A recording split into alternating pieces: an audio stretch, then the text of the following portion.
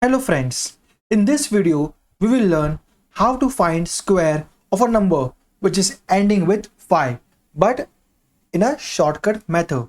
What we will do, just check the number here 55 square.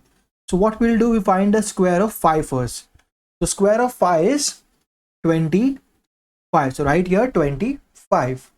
Then another number here at tens place is 5. So what comes after 5? That number which comes after 5 is 6. So we'll do like this, 5 multiplied by 6. 5 6 is how much? 5 6 is 30. So right here 30. The square of 55 is 3025. Now let's try square of 95.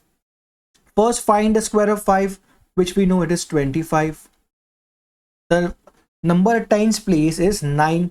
So here 9, which number comes after 9? 10. So 9 multiplied by 10, which will give us 90. Simple.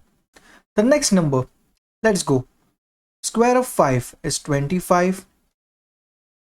The remaining two numbers are 11 here. So 11 multiplied by 12. 11 12s is how much? It is 132. So this is the square of 115. Easy trick. So let's share this trick with your friends. Thank you so much.